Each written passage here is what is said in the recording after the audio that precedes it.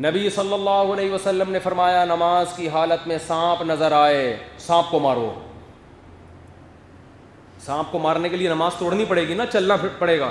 آپ نے تو یہ نہیں فرمایا چونکہ نماز میں مشغول ہو, سانپ کیا اژدہا بھی نظر آ جائے, اللہ پہ ایمان مضبوط رکھو, تم اس وقت اللہ سے رابطے میں ہو, تمہارا سانپ کچھ بھی نہیں بگاڑ سکتا. کیا ہو گیا بھائی؟ میدان جنگ میں نماز کا طریقہ بتایا گیا کہ اے نبی جب آپ میدان میں نماز قائم کریں جماعت سے تو سارے مجاہدین آپ کے پیچھے نہ کھڑے ہوں, آدھے فرنٹ لائن پر رہیں, آدھے ایک رکعت پڑھ کے واپس چلے جائیں, وہ اپنی ایک رکعت وہاں مکمل کریں.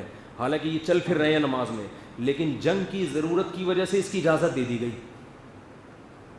کہ وہ ایک رکعت وہاں مکمل کریں, پھر وہ والا فریق یہاں آئے گا, ایک رکعت نبی کے ساتھ پڑھے گا, اگلی رکعت اپنی یہاں مکمل کرے گا, تاکہ سب کو ایک امام کے پیچھے نبی کے پیچھے جماعت نصیب ہو جائے, لیکن میدان ہاتھ سے نہ جائے.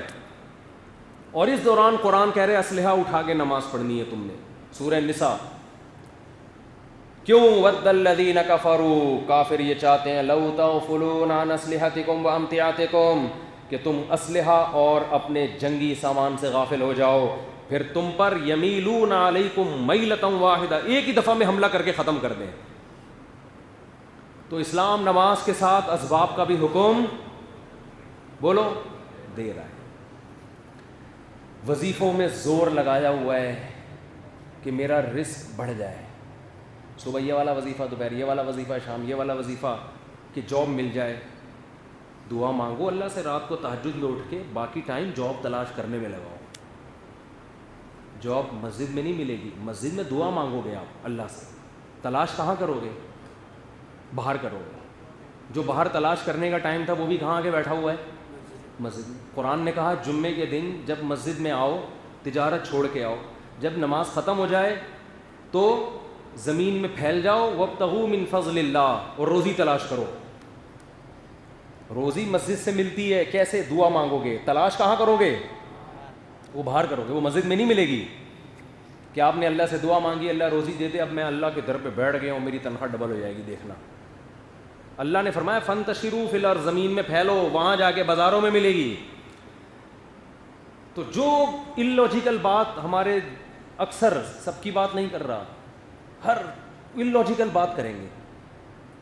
وظیفے سے رشتے کروا رہے ہیں بیٹھ کے, لڑکی کا رشتہ نہیں آ رہا. میں کہتا ہوں ابے بھائی جب بندہ ہی مارکیٹ سے شارٹ ہے, نکاح کے قابل مرد ہی شارٹ ہے مارکیٹ سے, وظیفوں سے تھوڑی ہو جائیں گے یہ.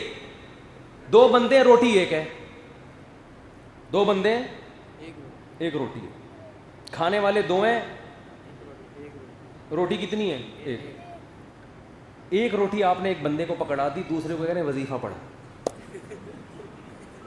الٹے لٹک کے پڑھو, کلابازیاں کھا کے پڑھو, بزرگوں سے 100 دفعہ دم کرواؤ, پھونکے لگواؤ, دوسرے کا پیٹ بھوکا رہے گا. روٹی کی مثال شوہر کی ہے اور بھوکے کی مثال عورت کی ہے. مثال دے رہا ہوں میں سمجھانے کی. عورت کو بندہ چاہیے گھر بسانے کے لیے, اپنی خواہشات پوری کرانے کے لیے. بندے مارکیٹ میں اچھے بندے جو نکاح کے قابل ہیں, وہ روٹیاں جو قابل ہضم ہیں. ایسی روٹیاں پڑی ہوئی ہیں جو ہضم کے قابل نہیں ہیں, وہ نہیں. تازہ روٹی ہے بھائی, کھائے ہضم ہو سکے, وہ روٹیاں کتنی ہیں؟ وہ تھوڑی ہے. اب جس لڑکی کو روٹی نہیں مل رہی اس کو آپ کہو گے وظیفہ پڑھو, یہ حماقت ہے یا نہیں ہے بھائی؟ جو وظیفہ بتانے والا ہے اس کمبخت کی اپنی 6 بیٹیاں بیٹھی ہوئی ہوں گی گھر میں, اس کو بولو اگر ان وظیفوں سے اپنی بیٹیوں کی کیوں نہیں ہو رہی تمہاری؟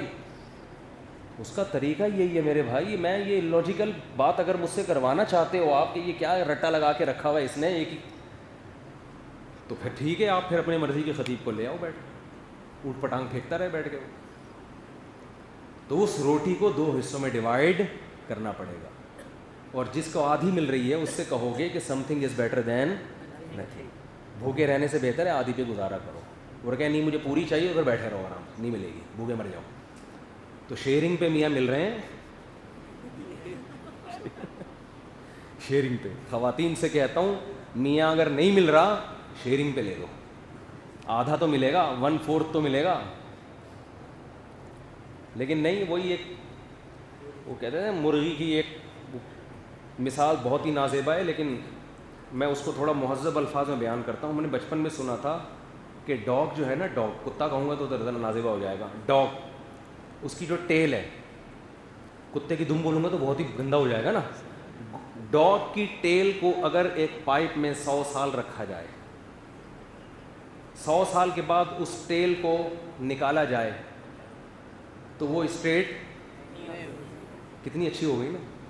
اگر میں یوں کہوں تو کتے کی دم کو آپ، یعنی ان لوگوں کی مثال دے رہا ہوں جن کو 10 طرح سے ہم نے بات سمجھائی ہے مگر ان کی کھوپڑی میں آ نہیں رہی ہے. تو ان خواتین کی بھی یہ مثال ہے، عمریں 40 سال ہو گئے، 45، ابے بھائی اب کر لو کسی دوسرے والے سے، نا میاں اپنا ہی اکلوتا ہی چاہیے.